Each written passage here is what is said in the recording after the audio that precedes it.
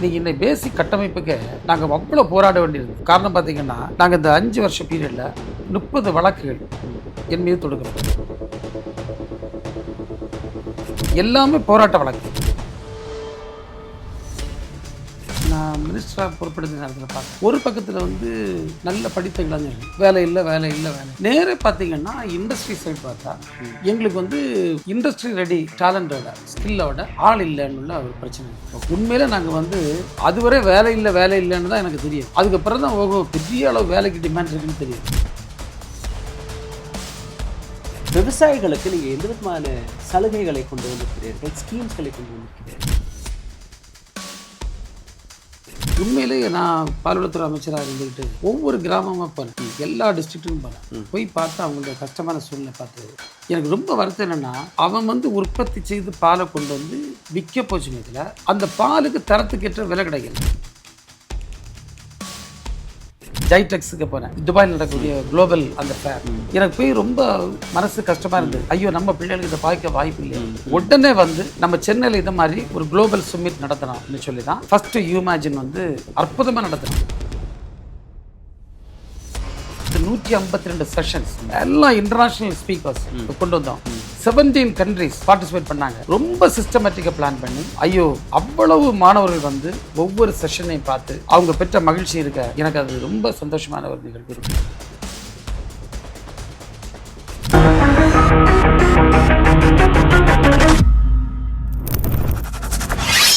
வணக்கம். Padmanabhapuram constituency, Kanyakumari district. கடந்த 10 ஆண்டுகளாக மனோ தங்கராஜ் அவர்கள் இந்த கான்ஸ்டுவன்சியில் எம்எல்ஏவாக இருக்கிறார். ஒரு முறை ஐடி மினிஸ்டர், 2வது முறை milk and dairy development minister. கடந்த 10 ஆண்டுகளாக அவருடைய அச்சீவ்மெண்ட் என்ன, அவருடைய ரிப்போர்ட் கார்டு என்ன, தன்னுடைய துறையில் அவர் என்ன சாதித்தார், எந்த இடத்தில் கோட்டை விட்டார் என்கிற ஏராளமான கேள்விகளை இன்னைக்கு நாம் அலசி ஆராய போகிறோம். இதை பற்றி மிகவும் ஆழமாக பேசுவதற்காக, என்னுடைய கேள்விகளுக்கு நேரடி பதில் கொடுப்பதற்காக நேரடியாக மனோ தங்கராஜ் அவர்களே இணைந்திருக்கிறார். ஐயா வணக்கம். யுவர் அச்சீவ்மெண்ட் சின்ஸ் 2016, 5 வருஷம் இல்லை 10 வருஷத்திற்கான கணக்கை நான் உங்கள்கிட்ட கேட்க போகிறேன்.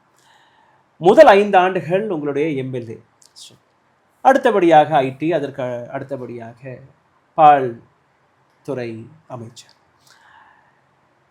உங்களுடைய முதல் எம்எல்ஏஷிப், தட் 5 years, உங்களுடைய கான்ஸ்டுவன்சிக்கு இதுதான் நான் வந்து ரொம்ப ஒரு மிகப்பெரிய அச்சீவ்மெண்ட்டாக நான் பார்க்குறேன். என்னோட மக்களுக்கு நான் கொடுத்த ஒரு விஷயம்னா அது என்னவாக இருக்கும்?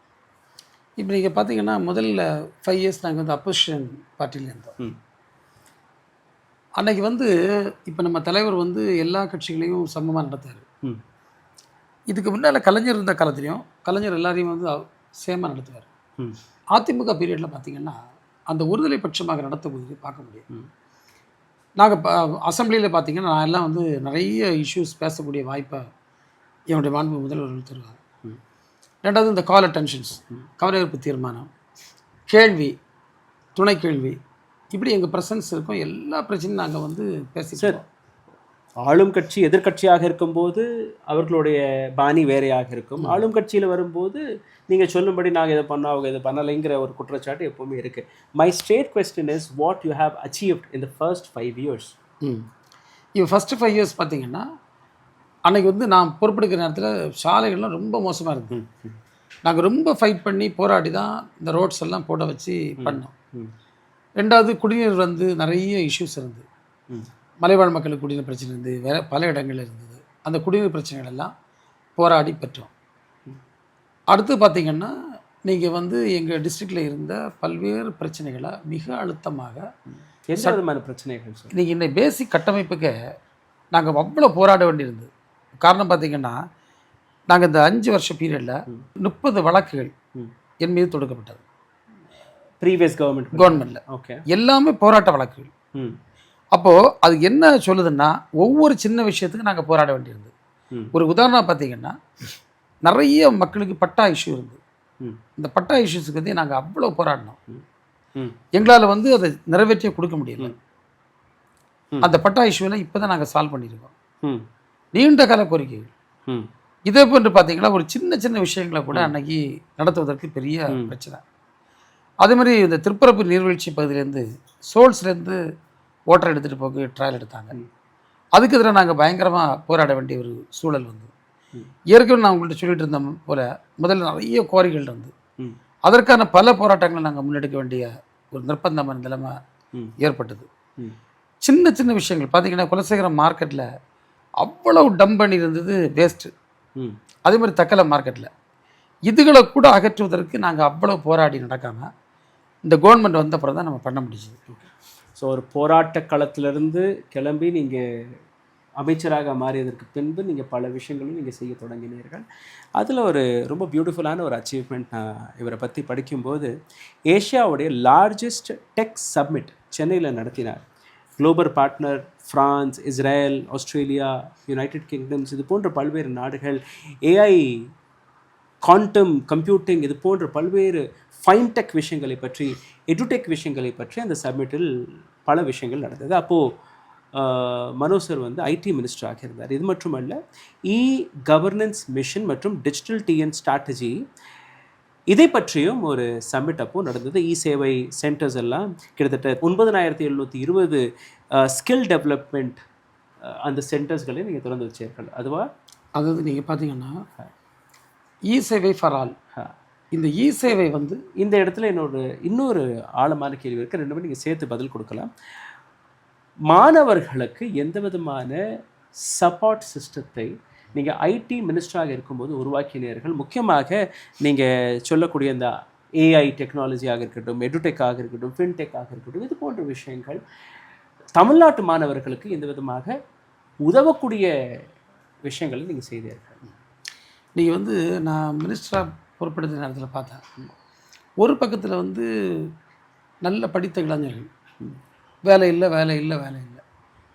நேரே பார்த்தீங்கன்னா இண்டஸ்ட்ரி சைடு பார்த்தா எங்களுக்கு வந்து இண்டஸ்ட்ரி ரெடி டேலண்டோட ஸ்கில்லோட ஆள் இல்லைன்னு ஒரு பிரச்சனை இருக்குது. ஓகே, உண்மையில் நாங்கள் வந்து அதுவரை வேலை இல்லை வேலை இல்லைன்னு தான் எனக்கு தெரியும். அதுக்கப்புறம் தான் பெரிய அளவு வேலைக்கு டிமாண்ட் இருக்குன்னு தெரியும். அதுதான் உடனே நம்ம மாண்பு இல்லாத மாணவர்கள் நிறைய பேர், அதான் இந்த ஸ்கில் கேப்னு நம்ம சொல்லலாம்.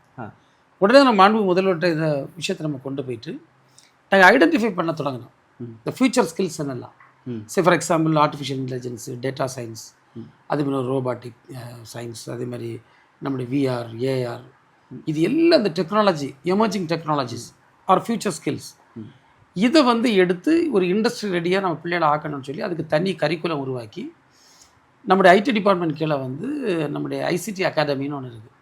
இந்த ஐசிடி அகாடமி உண்மையில சொல்ல நாங்கள் வந்து இந்த சிஎஸ்ஆர் ஃபண்டை நியர்லி 40 crore நாங்கள் உருவாக்குறோம். கவர்மெண்ட் ஃபண்டு எல்லாம் சேர்ந்து மேசிவாக தமிழ்நாடு பூரா இருக்கக்கூடிய எல்லா கல்லூரிகளையும் அந்த மெம்பர்ஸை சேர்த்து, எஸ்பெஷலி பார்த்திங்கன்னா நான் வந்தோன்னா தமிழ்நாட்டில் இருக்கக்கூடிய கவர்மெண்ட் காலேஜஸில் ஆர்ட்ஸ் காலேஜஸையும் சேர்த்தேன், ஆர்ட்ஸ் அண்ட் சயின்ஸ் காலேஜஸையும் சேர்த்தேன், அது மாதிரி பாலிடெக்னிக்ஸையும் சேர்க்க வச்சேன்.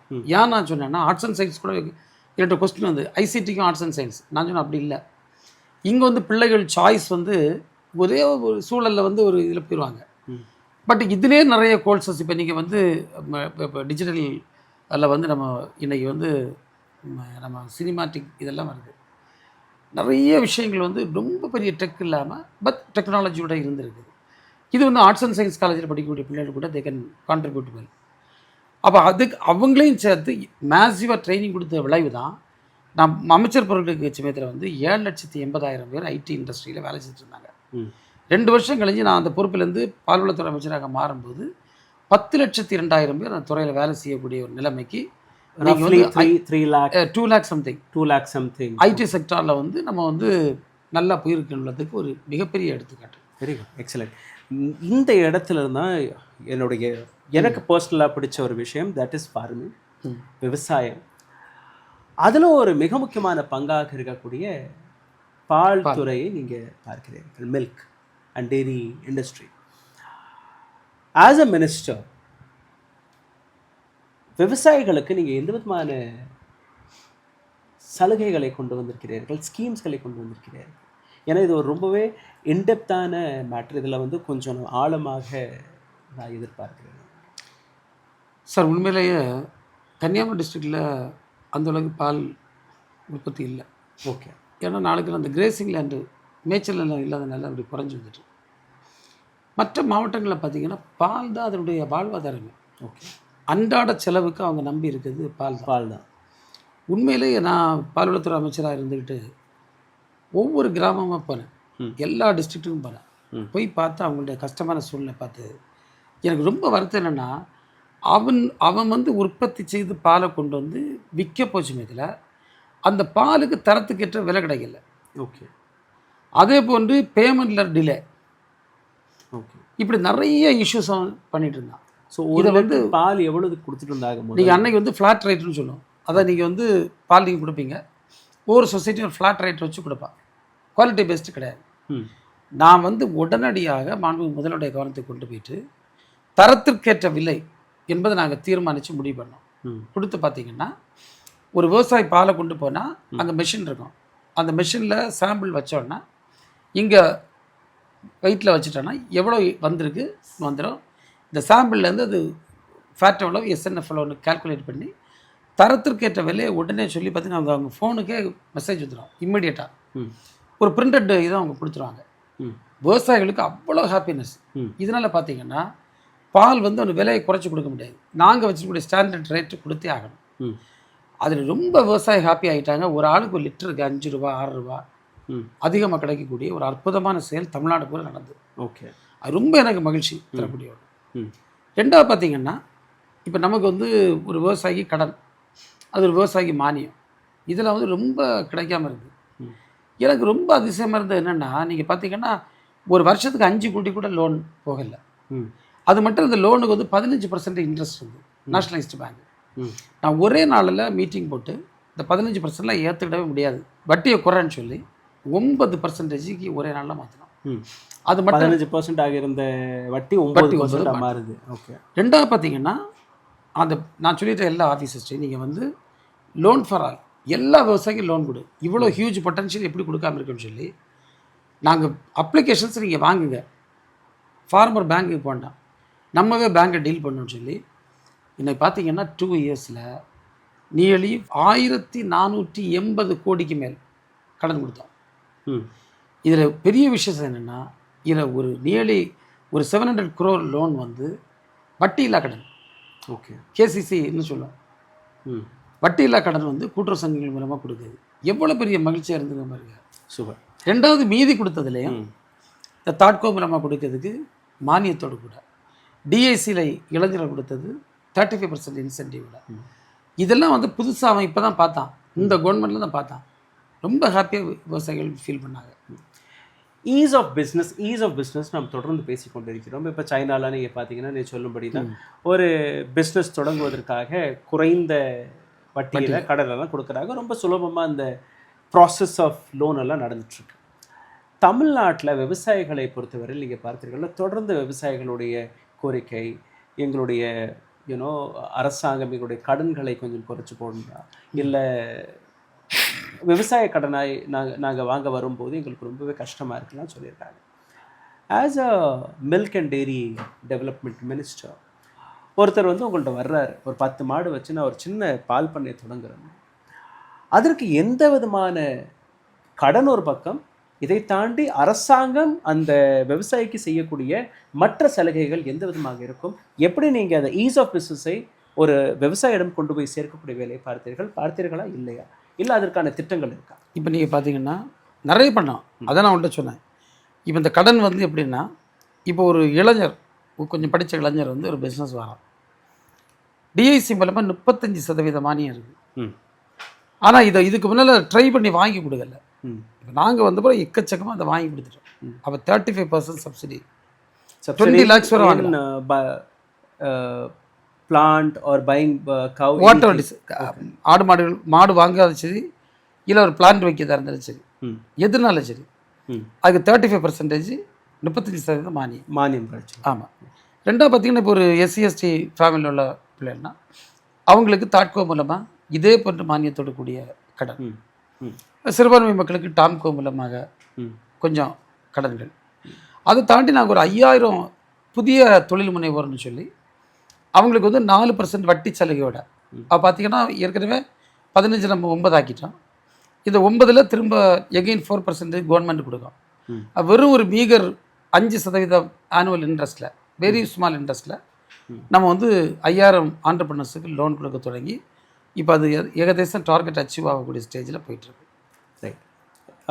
ஈஸ் ஆஃப் பிஸ்னஸ்ன்னு சொல்லும்போது ஒரு விவசாயி உங்கள்கிட்ட வர்றாரு, எத்தனை நாட்களில் அந்த லோன் ப்ராசஸ் ஆகி அவருக்கு அந்த பணம் போய் அந்த பிஸ்னஸ் அவர் தொடங்குவதற்கான அந்த வழியை நீங்கள் பார்த்துருக்கீங்க? Because that is another very crucial point where ஒருத்தர் வந்து டைம் டிலே. ஆமாம், டைம் டிலே நிறைய ஆகுது இல்லையா? இப்போ நீங்கள் பார்த்தீங்கன்னா நான் தான் விட்டு சொல்லிட்டேன், நீங்கள் வந்து யாரும் போய் ஆஃபீஸ் சிஸ்டர் சுற்றிட்டு இருக்காங்க, பேங்க்கு போய் சுற்றிட்டு இருக்காங்க. நீங்கள் வந்து எங்களுடைய ஆஃபீஸ் சிஸ்டே அந்த லோன் அப்ளிகேஷனை கொடுங்க. ஸோ அது நான் அதை ஒவ்வொரு ஒரு 15 டேஸுக்கும் நான் வந்து மீட்டிங் போட்டு மானிட்டர் பண்ணிகிட்டு இருந்தேன். அதனால அவங்களுக்கு பெரிய கஷ்டமாகவே இல்லை. ரெண்டாவது பார்த்தீங்கன்னா நாங்கள் வந்து நிறைய ட்ரைனிங்ஸ் கண்டக்ட் பண்ணோம். ஏன்னா இப்போ வந்து இவங்க வந்து ஒரு இந்த மாடு பண்ண வைக்கிறது வந்து பெரிய கஷ்டம் இல்லை, ரொம்ப பெரிய பிளான் பண்ணி செய்ய வேண்டியதில்லை. அதுக்கு தேவையில்லை சில ஷெட்டு போடணும், அதுக்கு தண்ணி குடிக்கக்கூடிய வசதிகள் பண்ணணும். ஆனால் மோஸ்ட் இம்பார்ட்டன்ட் பார்ட் என்னென்னா அதுக்கு வந்து ஃபீட் எப்படி கொடுக்கணும், அதில் ட்ரை ஃபாடர் எப்படி கொடுக்கணும், க்ரீன் ஃபாடர் எப்படி கொடுக்கணும், எவ்வளோ கொடுக்கணும், கான்சன்ட்ரேட்டட் ஃபுட் எப்படி கொடுக்கணும், இல்லைனா டோட்டல் மிக்ஸ்டு ரேஷன் இப்போ வருது புதுசாக, இதெல்லாம் புதிய கான்செப்ட்ஸ், அது எப்படி நம்ம கொடுக்கணும், இதில் என்னென்ன மினரல்ஸ் இருக்கணும், ப்ரோட்டீன் எப்படி, இது எல்லாமே அவங்களுக்கு ட்ரைனிங். சின்ன சின்ன டிசீஸ் வந்து எப்படி ஹேண்டில் பண்ணோம், இதை வந்து நாட்டு மருத்துவ முறைகள் கூட நாங்கள் கற்றுக் கொடுத்துருக்கோம். இப்படி ஒரு சரியான முறையான பயிற்சி. ஏன்னா அவங்க ப்ராடக்டாக மாற்றினா அந்த ப்ராடக்டை எப்படி மார்க்கெட் பண்ணணும், அந்த ப்ராடக்டான மிஷின்ஸ் எப்படி வைக்கணும், எங்கே வாங்க கிடைக்கும், எக்ஸ்போஷர் விசிட்டு, இப்படி எக்கச்சக்கமாக பண்ணோம். இது வந்து உண்மையிலே ஒரு தொழில் தொடங்க நினைக்கவனுக்கு ரொம்ப ஒரு சான்ஸாக, ஒரு வாய்ப்பாக அது அமைஞ்சுது. நிறைய தம்பிமார் அதில் பயன்பட்டாங்க, அதுக்கு டெஸ்டிமோனிஸ்ன்னு சொன்னாங்க. அது கேட்கும்போது எனக்கு மனசுக்கு ரொம்ப சந்தோஷம். அடுத்து ஒரு 10 கேள்விகளுக்கான ரேபிட் ஃபயர். நீங்கள் கடந்த 10 ஆண்டுகளில் உங்களுடைய ஜேர்னியை பற்றி ஒரு சில கேள்விகள். இது வந்து நாங்கள் நடத்திய ஒரு சிறிய சர்வே வழியாக மக்கள் உங்களிடமிருந்து கேட்டு தெரிஞ்சு கொள்ள ஆசைப்படக்கூடிய இந்த வார்த்தைகள். ஒரு வார்த்தை அல்ல ஒரு வரியில் கன்னியாகுமரியிலிருந்து கிளம்பி மினிஸ்டர் பதவி வரை நீங்கள் போன அந்த ப்ராசஸ், அந்த டிரான்ஸ்ஃபர்மேஷன், இதை நீங்கள் எப்படி பார்க்குறீங்க? இல்லை, இது வந்து உண்மையிலே ஒரு பெரிய அனுபவமாக நான் பார்க்குறேன். ஏன்னா வந்து ஒரு ஸ்டூடெண்ட்டாக நான் வந்து ஸ்டூடெண்ட் ஆக்டிவிஸ்ட்டாக நான் இருந்த சமயம் என்ன உணர்வோடு இருந்தேன், என்னோட என்ன ஃபயர் இருந்தது, எதுக்காக நான் வந்தேன், இந்த விஷயங்கள் வந்து இன்றைக்கி எனக்கு வந்து பசுமரத்தானியாக ஒவ்வொரு சம்பவம், நான் காலேஜ் போனது, காலேஜில் சேர்மன் ஆனது, இன்டர் காலேஜ் சேர்மன் ஆனது, அடுத்த போராட்ட வாழ்க்கைக்குள்ளே வந்தது, பேச்சுப்பாறை நீர் பாதுகாப்பு இயக்கம் தொடங்கி ஒவ்வொரு போராட்டமாக வாழ்க்கையில் பார்த்தது, பல வழக்குகளை சந்தித்தது, பலமுறை சிறை சென்றது, இதெல்லாம் ஒரு பெரிய அனுபவம். பிறகு டிஸ்ட்ரிக்ட் பஞ்சாயத்து சேர்மன் ஆனது, அதில் ஒரு 10 வருஷம் இருந்து பணியாற்றினது. அப்போ கூட பார்த்திங்கன்னா ரொம்ப இன்ட்ரெஸ்டிங். டோட்டல் சானிடேஷன் ப்ரோக்ராம், இந்த மாவட்டத்தில் கூடிய அத்தனை வீடுகளுக்கும் டாய்லெட்ஸ் கட்டக்கூடிய ப்ரோக்ராம், அது ஏன் பீரியட் நடத்தினது தான். இது எல்லாத்தையுமே ஒரே வரியில் சுருக்கமாக நீங்கள் சொல்லணும். இது ஒரு மிக அற்புதமான ஒரு அனுபவம். உங்களுடைய மிகப்பெரிய achievement as a ID minister, ஒரு achievement which you felt okay, this is what I have done. நீங்கள் வந்து ஒரு அச்சீவ்மெண்ட்டை சுருக்க முடியாது, ஆனாலும் ஒரு பெரிய சிறந்த விஷயத்த சொல்ல. நீங்கள் வந்து நான் ஜைடெக்ஸுக்கு போனேன், துபாயில் நடக்கக்கூடிய குளோபல் அந்த ஃபேர். எனக்கு போய் ரொம்ப மனசு கஷ்டமாக இருந்தது. ஐயோ, நம்ம பிள்ளைகளுக்கு இதை பார்க்க வாய்ப்பு இல்லையா. அப்போ இங்கேருந்து போய் துபாயில் போய் அவன் இருந்துக்கிட்டு பார்க்கணும், நிறைய எக்ஸ்பெண்டிச்சர் ஆகும். உடனே வந்து நம்ம சென்னையில் இதை மாதிரி ஒரு குளோபல் சுமிட் நடத்தினோம்னு சொல்லி தான் ஃபஸ்ட்டு யூமேஜின் வந்து அற்புதமாக நடத்தினோம். நீங்கள் பார்த்தீங்கன்னா அதாவது எனக்கு தெரிஞ்சு ஞாபகத்து 152 செஷன்ஸ், எல்லாம் இன்டர்நேஷ்னல் ஸ்பீக்கர்ஸ் கொண்டு வந்தோம். 17 கண்ட்ரிஸ் பார்ட்டிசிபேட் பண்ணாங்க. ஃப்ரான்ஸோட பார்ட்னர்ஷிப் கண்ட்ரி பார்ட்னராக வச்சுக்கிட்டு ரொம்ப சிஸ்டமேட்டிக்காக பிளான் பண்ணி, ஐயோ அவ்வளவு மாணவர்கள் வந்து ஒவ்வொரு செஷனையும் பார்த்து அவங்க பெற்ற மகிழ்ச்சி இருக்க, எனக்கு அது ரொம்ப சந்தோஷமான ஒரு நிகழ்வு. ஆவினுடைய ப்ரொக்யூர்மெண்ட் உங்களுடைய காலகட்டத்தில் ஒரு படி மேலே போனது, சிக்னிஃபிகன்ட்லி ஒரு நல்ல வளர்ச்சியை பார்த்தது. இந்த வளர்ச்சியில் உங்களுக்கு கிடைத்த ஒரு ஹாப்பியஸ்ட் மூமெண்ட்னா என்னவா இருக்கும்? இப்போ நிறைய சொல்ல முடியும். ஒரு எக்ஸாம்பிள் சொல்ல, நான் வந்து புதுக்கோட்டை மாவட்டத்துக்கு போயிருந்தேன், சிவகங்கை மாவட்டத்துக்கு சென்றேன். அங்கே வந்து நடந்த ஃபங்க்ஷனில் நாங்கள் வந்து அந்த யூனியன் வந்து பல ஆண்டு காலம் கஷ்ட நஷ்டத்தில் போயிட்டு இருந்தது. நம்முடைய பல்வேறு முயற்சிகள்னால கடந்த வருஷம் ஏற்படுத்தின லாபத்தில் லிட்டர் ஒன்றுக்கு ₹2.70 திரும்ப அடிஷ்னல் மானியம் போனஸ் கொடுக்கக்கூடிய ஒரு சூழல் வந்து ஒரு அம்மா வந்து அவங்க என் கையினால் ₹1,02,000 அந்த ஒரு வருஷத்திற்கான லாபத்தில் அவங்கள்ட்ட போனஸ் வாங்கினாங்க. அந்த அம்மாவுக்கு மகிழ்ச்சி பார்த்தீங்கன்னா நினச்சே பார்க்க முடியாது.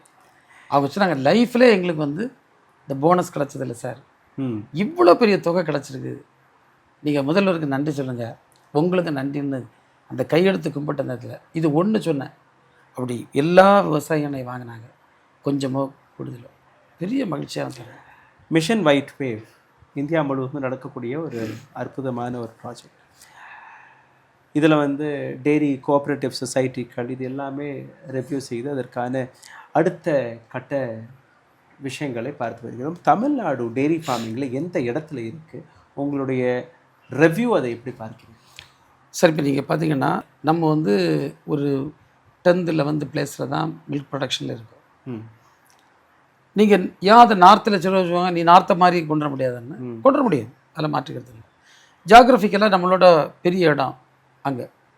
ரெண்டாவது பார்த்திங்கன்னா அங்கே வந்து கிரேசிங் சூழல்கள் இப்போ நமக்கு வந்து ரொம்ப தீவிரமாக நகரமயமாக்கல் ஆகி போயிட்டுருக்கு. இதில் கிரேசிங் வந்து அந்த மேய்ச்சல் நிலம் நமக்கு வந்து ஒரு பெரிய சவால். அது சுருங்கிட்டு வர. இப்போ கன்னியாகுமரி கூட பார்த்தீங்கன்னா என் கூட என்னை சுற்றிட்டு இருந்தீங்க, எங்கேயாவது கேப் இருக்கா? வீடு வீடு வீடு வீடுன்னு போகுது. இப்போ நாங்களே சின்ன பையன விஷயம் வீட்டில் வந்து வைக்கல் போர் இருக்கும், அவ்வளோ வைக்கல் சொந்தமாக வரோம், ஏன்னா அவ்வளோ வயல் இருக்கும். இப்போ அது எல்லாமே போயிட்டது. அதில் வந்து அதே நேரத்தில் பண்ணை சார்ந்து நிறைய யூத்தெல்லாம் வந்து இப்போ மாடு பண்ணை வைக்கக்கூடிய ஒரு சூழலில் இந்த ப்ரொமோட் பண்ணிகிட்டு இருக்கோம்.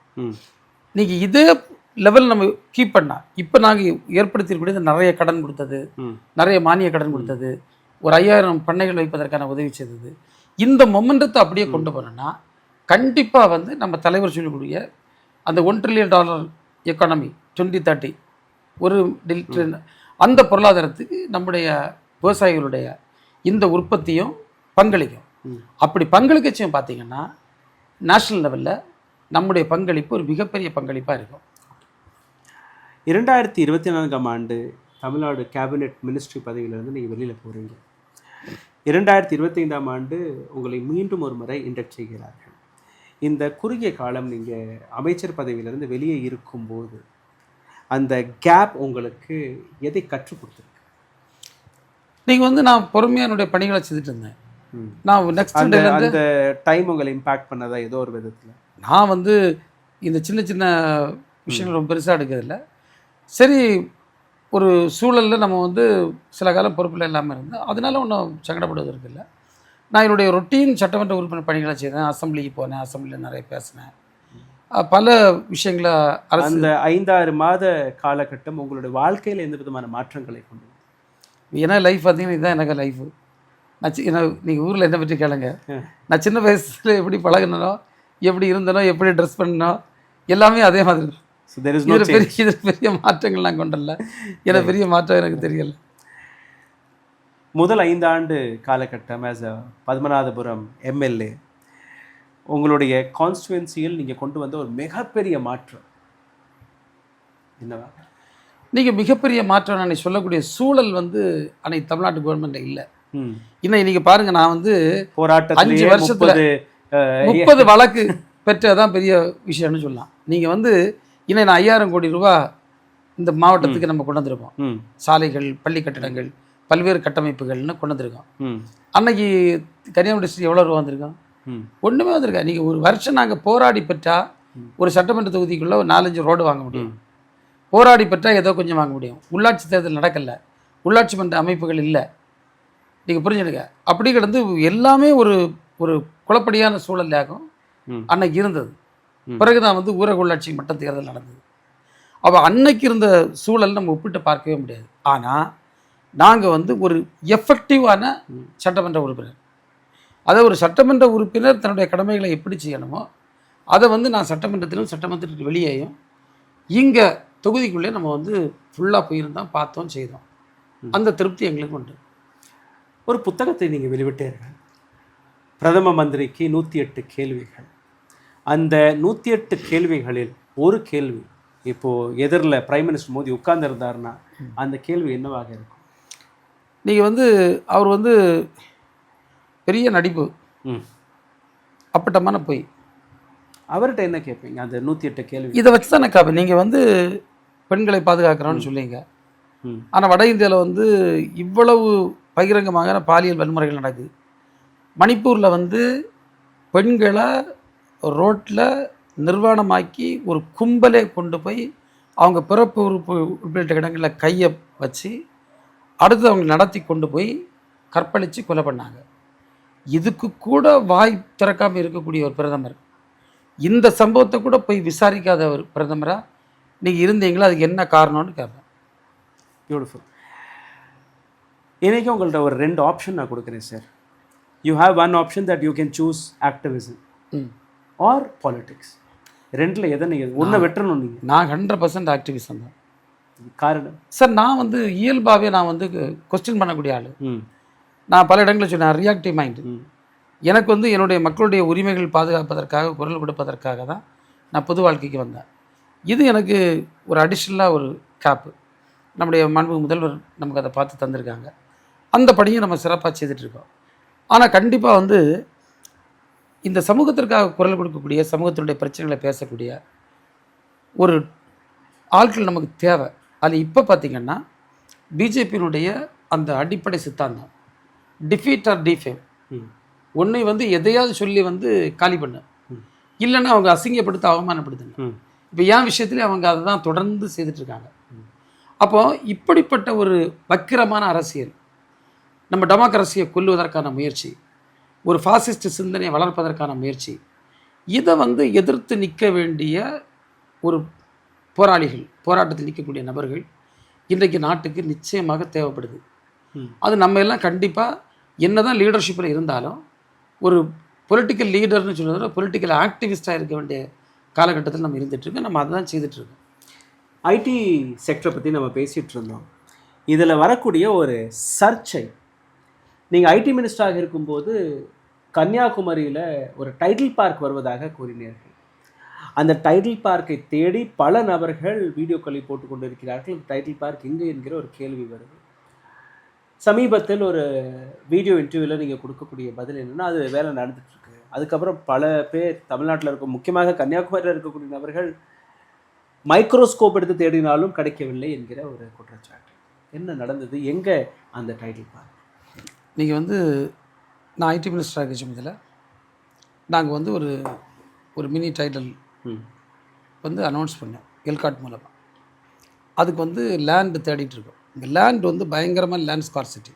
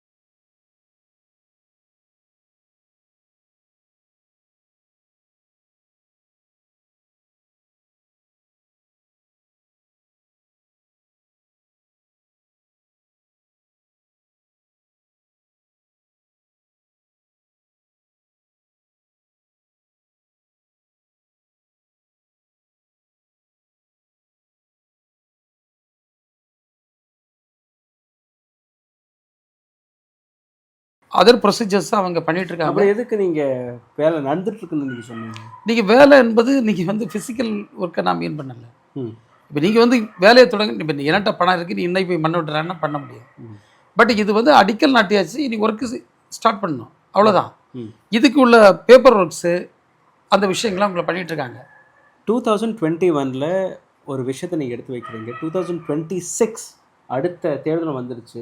இந்த 5 ஆண்டுகளில் ஒரு அரசாங்கம் போட்ட திட்டம், இதுக்கப்புறம் மறுபடியும் ஒரு 5 வருஷம். ஸோ உங்களுக்கும் மோதிக்கும் எந்த டிஃப்ரென்ஸும் கிடையாது. அவரும் ஏன்னோ நெக்ஸ்ட்னு போயிட்டுருக்காரு, நீங்களும் நெக்ஸ்ட்னு போனால் மக்களுக்கு போய் சேரக்கூடிய இந்த மக்களுக்கு அந்த கேள்வி 100% நியாயமான கேள்வி. ஆனால் கன்னியாகுமரி டிஸ்ட்ரிக்டுடைய ப்ராக்டிக்கல் டிஃபிகல்ட்டி என்னென்னா லேண்டு ஒரு பெரிய சேலஞ்சு. நீங்கள் எக்ஸாம்பிள் சொல்ல, நாங்கள் ஒரு இஎஸ்ஐ ஹாஸ்பிட்டல் கொண்டு வந்தோம்.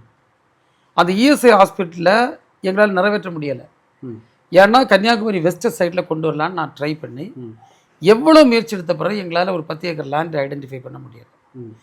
நீங்கள் வந்து லேண்டு வந்து ஒரு பிக்கஸ்ட் இஷ்யூ. நம்ம கவர்மெண்ட் வந்து நான் அமைச்சராகி இந்த ஐடி பார்க்குக்கு லேண்ட் இஷ்யூ வந்தோடனே நாங்கள் வந்து அப்போ இருந்த டிஆர்ஓ அவங்க மிஸ்ஸஸ் ரேவதி அவங்கள வந்து பொறுப்பாக போட்டு கன்னியாகுமரி மாவட்டத்தில் இருக்கக்கூடிய கவர்மெண்ட் லேண்டு எங்கே ஒரு லேண்ட் பேங்க் நாங்கள் தயாரித்தோம். அந்த லேண்ட் பேங்கில் எல்லா டேட்டாவும் எடுத்தோம், எங்கெங்கே லேண்ட் இருக்குன்னு. அந்த லேண்டில் கூட ஒரு ஐடி பார்க்கை ஃபிக்ஸ் பண்ணக்கூடிய அளவுக்கு சூட்டபிள் லேண்ட் எங்களுக்கு ஒர்க் அவுட் ஆகலை. சரி, லேண்ட் ஒர்க் அவுட் ஆகலை, லேண்ட் அக்யூசிஷனுக்கு போகலான்னா இங்கே நீங்கள் பார்த்தீங்க எவ்வளோ திக்லி பாப்புலேட்டட் ஏரியா. இப்போ நாங்கள் ஒரு 50 வீடு 100 வீடை உடச்சி நீங்கள் இடன்னு சொல்லிச்சுப்போ உடனே அது கோர்ட்டு லிட்டிகேஷன் போகும். இப்போ 4 வழிச்சாலை பார்த்தீங்க, பல இடங்களில் இன்றைக்கும் லிட்டிகேஷன் முடியலை. அந்த இடங்களை பிளாங்காக விட்டுட்டு தான் மற்ற இடத்துல வேலை நடக்குது. ஸோ இது வந்து ஒரு நடைமுறைக்கு சாத்தியம் இல்லாத காரியமாக போயிடும். அது நாங்கள் ஒரு லிட்டிகேஷனுக்கோ ப்ராப்ளத்துக்கோ போகாத அளவுக்கு ஒரு லேண்ட் எடுக்கணும். அது வந்து எவ்வளோ சேலஞ்சிங்காக இருந்து எவ்வளோ சவால் நிறைந்த உள்ளது எங்களுக்கு தான் தெரியும்.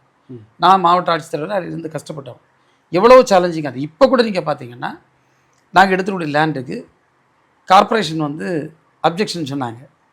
அவங்க ஐடி பார்க் வரக்கூடாதுன்ற எண்ணத்தில் சொல்லலை, அந்த லேண்டு எங்களுக்கு வேணும், நாங்கள் பயன்பாட்டில் இருக்குது, எங்களுக்கு அது யூஸ்ஃபுல்லாக இருக்குது, எங்களுக்கு தரணும்னு தீர்மானம்லாம் போட்டாங்க. ஆனால் நாங்கள் கவர்மெண்ட்டில் என்ன சொல்லணும்னா அதெல்லாம் இருக்கட்டும், உங்களுக்கு தேவை இருக்குது, எல்லாருக்கும் தேவை இருக்குது. ஆனால் ஐடி பார்க் என்பது நம்முடைய கனவு. ஐடி பார்க் நம்ம அனௌன்ஸ்மெண்ட்டில் இருக்குது, கொண்டு வந்தே ஆகணும்னு சொல்லி தான் அதையும் தாண்டி ஐடி பார்க்கு 2026 இப்போ ஃபைனலாக லேண்ட் கிடச்சிருச்சு, கையில் போட்டாச்சு. இதுக்கப்புறம் எத்தனை வருடங்கள் பிடிக்கும்? இனி ஒன்றுமே பிடிக்காது. 6 months பில்டிங் கண்டிப்பாக முடிச்சிடும். You are not an IT minister, but still I'm asking you, are you sure? நீங்கள் 100%. ஏன்னா நீங்கள் வந்து தமிழ்நாட்டு நியூ டைடல் மற்ற இடங்கள் நம்ம கட்டினதெல்லாம் ஒரு 6 months டைம், ஒரு 8 months டைம், அவ்வளோதான் மேக்ஸிமம். அதில் கண்டிப்பாக அவங்க முடிச்சிருவாங்க. ஐடி மினிஸ்டர் நீங்கள் பார்த்துட்டீங்க, எம்எல்ஏஷிப் நீங்கள் பார்த்துட்டீங்க, டெய்ரி மினிஸ்டர் நீங்கள் பார்த்துட்டீங்க. இந்த துறையில் நான் வேலை பார்க்கணும் அப்படின்னு ஒன்று இருந்துச்சுன்னா அது என்னவாக இருக்கும்? 2030 தமிழ்நாட்டை நீங்கள் எப்படி பார்க்க போகிறீங்க? And your favourite field of work? நான் வந்து உண்மையில சொல்ல, தலைவர் வந்து ஐடி தரச்சவையா, நான் யோசித்தேன் என்னடா ஐடி, நம்ம ஐடியில் நினச்சி போகிறோம். அஃப்கோர்ஸ் எனக்கு நான் சின்ன வயசுல இந்த கம்ப்யூட்டர் ஆப்ரேஷன்ஸ் தெரியும். எனக்கு நான் வந்து ஃபஸ்ட்டு பேட்சுன்னு சொல்லலாம். ஆப்ரேஷன்ஸ் எனக்கு உள்ள ஆப்ரேட் பண்ண தெரியும், அதை தாண்டி அது பற்றி தெரியாது, அந்த ஃபீல்டு செக்டார்லாம் தெரியாது. பட் உண்மையிலேயே நான் தலைவர்கிட்ட போய் எனக்கு ஒரு 12 பேர் கொண்ட ஒரு டீம் ரெக்கமெண்ட் பண்ணேன், ஒரு ஐடி அட்வைசரி கவுன்சில். ஆக்சுவலாக எங்கள் தலைவர் சேர்மன் அப்படி தான் கொண்டு ஃபைல் கொடுத்தான். அவர் வேண்டாம், நீயே மினிஸ்டர் சேர்மனாக இருந்தால் போதான்னு சொல்லிட்டு நடத்தினார். அவங்க எல்லாம் பெரிய பெரிய ஹை ப்ரொஃபைல் பீப்புள். நம்ம வந்து பார்த்தீங்கன்னா ஐஐடியினுடைய director, former secretary to government, IT secretary Madhavan Nambiar, அப்படி எல்லாம் டாப் லெவல் பீப்புள். அவங்க எல்லோரும் உண்மையிலே அவ்வளோ அன்பானட்ட இருந்து கொஞ்ச நாள் எனக்கு அந்த இண்டஸ்ட்ரியை பற்றி நல்லா ஸ்டடி பண்ணி தந்துட்டாங்க. சிஐஏ, சிக்கி, அப்படி எல்லா ட்ரேட் ஆர்கனைசேஷன்ஸ் எல்லாருமே வந்து யார் யார் இந்த ஃபீல்டை, நாஸ்காம் எல்லாம் வந்து எனக்கு ஹெல்ப்புக்கு வந்துட்டாங்க. ஸோ நான் வந்து லேர்ன் பண்ணிட்டேன். பிறகு தலைவர் வந்து என்னை வந்து பால் பார்க்க சொன்னார். என்னடா அது சர்வீஸ் செக்டார், இது ப்ரொடக்ஷன் செக்டார், என்ன பண்ணது? சரி, தலைவர் சொன்னார் இது எனக்கு ஒரு போனஸ் ஆகும், ப்ரமோஷன் ஆகும்னு சொன்னார். எனக்கு அது ரொம்ப ஹாப்பியாக இருந்தது. ஏன்னா பிறகு இப்போ நம்ம சேஞ்ச் பண்ணிக்க நினைக்காத இது எனக்கு ப்ரமோஷன் ஆகும்னு சொன்னார். அது எனக்கு மகிழ்ச்சியாக இருந்தது. இங்கே வந்து பார்த்தா உண்மையிலே என்ன மாதிரி ஒரு ஆளுக்கு தேவை இங்கே இருந்து உணர்ந்தேன். ஏன்னா இங்கே வந்து அவ்வளோ பிரச்சனைகள் இருந்தது. நீங்கள் முதல் நாள் நான் இன்ஸ்பெக்ஷன் போகிறேன், அந்த ஐஸ்கட்லேருந்து வேலை செய்ய டெய்லி லேபர். இந்த டெய்லி லேபருக்கு வந்து சேலரி வந்து அப்படி கொடுக்கல, ப்ராப்பராக எனக்கு தெரியலை. ஸ்டாப் த சேலரின்னு சொன்னேன், சேலரியை நிறுத்திடணும். அப்போ என்னன்னாச்சு, உடனே ஆஃபீஸர்ஸ் கூப்பிட்டு ரிவ்யூ மீட்டிங் போட்டு சேலரி ஸ்டாப் பண்ண சொல்லுங்கள். இனி வந்து கம்ப்ளீட் சேலரி நம்ம வந்து பேங்க் பேமெண்ட் தான் கொடுக்கணும் வித் இஎஸ்ஐ அண்ட் பிஎஃப்னு சொன்னேன். அதனால் அவனுக்கு பேசிக் சேலரி கலெக்டர் ஃபிக்ஸ் பண்ண சேலரி கண்டிப்பாக கிடச்சிடும். அதுக்கு மேலே கிடைக்கல. நீங்கள் பார்த்தீங்கன்னா சப்ளை செயின் சரியாகிட்டு ப்ரொடக்ஷன் ப்ராப்ளம் சால்வ் ஆச்சு. அவன் ரொம்ப ஹாப்பி ஆகிட்டான். இப்போ நான் போனால் அவ்வளோ சந்தோஷமாக என்னை பார்ப்பான். அது எனக்கு பெரிய மகிழ்ச்சி. அதுக்கப்புறம் நிறைய ரிஃபார்ம்ஸ் நாங்கள் பண்ணோம். இன்றைக்கி வந்து அதை நான் அவ்வளோ ரிஃபார்ம் பண்ணி வச்சுருக்கேன். அவங்க வந்து யார் அந்த துறையை இன்றைக்கி ஹேண்டில் பண்ணாலும் இதை அப்படியே கொண்டு போயிட்டாலே இந்த துறையை நல்லா கொண்டு போயிடலாம். அப்போ நீங்கள் துறையை விட்டு வேறு துறைக்கு மாறணும்னா என்ன? நான் இதை அப்படி சொல்லுவேன், இதெல்லாம் தலைவர் முடிவு பண்ணது. But still if one field which you want to work on, அது நம்ம சொல்லக்கூடாது. ஒரு இது இருக்கும் இல்லையா, எதுனாலும் நீங்கள் வந்து எல்லாம் அனுபவம் தான். பல விஷயங்கள் நம்ம கற்றுருக்கோம், அனுபவம் கற்று தந்தது. பல விஷயங்கள் தியரட்டிக்கலாக நம்ம புரிஞ்சு வச்சுருக்கோம். அன்றாட வாழ்க்கையில் மக்களுடைய பிரச்சனைகளை பார்த்துட்ருக்கோம். அது நம்ம கமிட்மெண்ட்டோட செய்ய சமயத்தில் நமக்கு தலைவர் பண்ணுற ஒரு ஆளுடைய வழிகாட்டுதல் இருக்கும்போது நம்மளால் வந்து எதையும் ஹேண்டில் பண்ண முடியும். கருணாநிதி, ஸ்டாலின் அல்ல மற்ற டிஎம்கேல இருக்கக்கூடிய அந்த மூத்த தலைவர்களை தாண்டி ஒரு நபர் எனக்கு ரொம்ப பிடிக்கும், he is my ideal, I have learnt a lot அப்படின்னா யாராக இருக்கும்? இப்போ அஃப்கோர்ஸ் வந்து நாங்கள் கலைஞர் தான் சொல்லுவோம். அவரெல்லாம் தாண்டி ஏன்னா தலைவர்கிட்ட நான் நிறைய விஷயங்கள் கற்றுக்கிட்டோம். அதில் அதை விட நிறைய விஷயம் கற்றுக்கிட்டோம். இப்போ தலைவர்கிட்ட இன்னொரு விதமாக பல்வேறு விஷயங்களை கற்றுக்கிட்டு இருக்கேன். சூப்பர். என்னுடைய ஃபைனல் கேள்வி, இப்போது வரக்கூடிய இந்த தேர்தலில் மேனிஃபெஸ்டோவில் உங்களுடைய துறையை சார்ந்த ஒரு விஷயத்தை இதில் வந்து சேர்த்தா ரொம்ப லாபமாகும், விவசாயிகளுக்கு ஒரு ஒரு பெனிஃபிட்டாக பூனாக இருக்கும்னு நீங்கள் பார்த்தீங்கன்னா மேனிஃபெஸ்டோவில் நீங்கள் கொடுக்கக்கூடிய ஒரு சஜஷன் அது என்னவா? இதை சேர்த்தா ரொம்ப சரி. இப்போ ஆக்சுவலாக வந்து இந்த ஃபார்மர்ஸை வந்து இன்னும் நம்ம நிறைய வழிகளில் இன்சென்டிவைஸ் பண்ணணும். அது என்னுடைய ஒரு கருத்து.